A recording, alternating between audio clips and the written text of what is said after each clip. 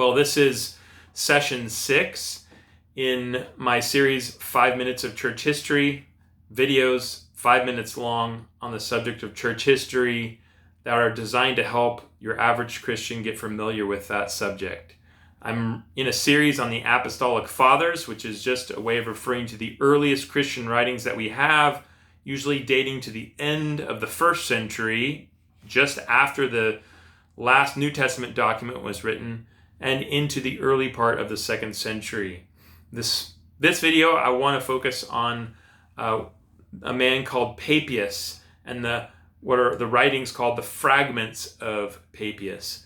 Papius was a bishop of the church in Hierapolis in the region of Phrygia, which is near the city of Ephesus. It's in Asia Minor, the region now we call modern-day Turkey.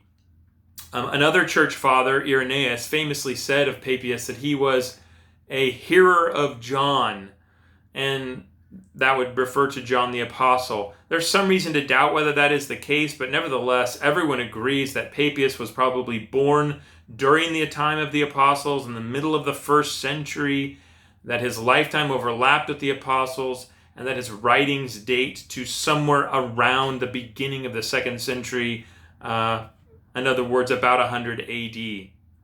He's said to have written many volumes, but actually all that we have left today of Papias' writings are just fragments that have been cited in the writings of other church fathers like Irenaeus and Eusebius, who wrote later on and cited Papias in their writings. And we have some of his fragments in a few other sources as well.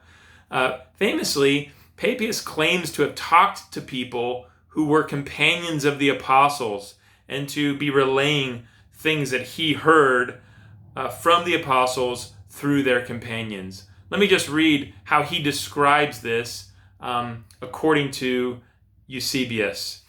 Papias is said to have said this: "I shall not hesitate also to put into ordered form for you, along with the interpretations, everything I learned carefully in the past from the elders and noted down carefully, for the truth of which I vouch. For unlike most people, I took no pleasure in those who told many different stories, but only in those who taught the truth. Nor did I take pleasure in those who reported their memory of someone else's commandments, but only in those who reported their memory of the commandments given by the Lord, to the faith and proceeding from the truth itself. And if by chance anyone who had been in attendance on the elders arrived, I made inquiries about the words of the elders, what Andrew or Peter had said, or Philip or Thomas or James or John or Matthew, or any of the other of the Lord's disciples, and whatever Aristion and John the elder, the Lord's disciples, were saying. For I did not think that information from the books would profit me as much as information from a living and surviving voice." Now, some of the things that Papias claims to have heard and record actually are pretty bizarre and are almost certainly false. So, for instance, he wrote this, according to one source, about the death of Judas Iscariot. He said, "Judas walked about in this world, a sad example of impiety, for his body having swollen to such an extent that he could not pass where a chariot could pass easily, he was crushed by the chariot so that his bowels gushed out." Echoes the account of Judas's death in the book of Acts, but is a little bit bizarre and probably not accurate. But other things that Papias says seem to have much more credibility. So, for instance, he is quoted as saying this about the Gospel of Mark. He says, "Mark, having become the interpreter of Peter, wrote down accurately whatsoever he remembered. It was not, however, in exact order that he related the sayings or deeds of Christ, for he neither heard the Lord nor accompanied him, but afterwards, as I said, he accompanied Peter, who accommodated his instructions to the necessities of his hearers, but with no intention of giving a regular narrative of the Lord's sayings. Wherefore Mark made no mistake in thus writing some things as he remembered them, for of one thing he took especial care, not to omit anything that he had heard, and not to put anything fictitious into the statements." So here we have an example in the earliest writings of the tradition that Mark got the content of his gospel from the apostle Peter. We also know famously about Papias that he was one of the earliest Christians to be a Chilias, that is, He believed in a literal 1,000-year future millennial kingdom on the earth.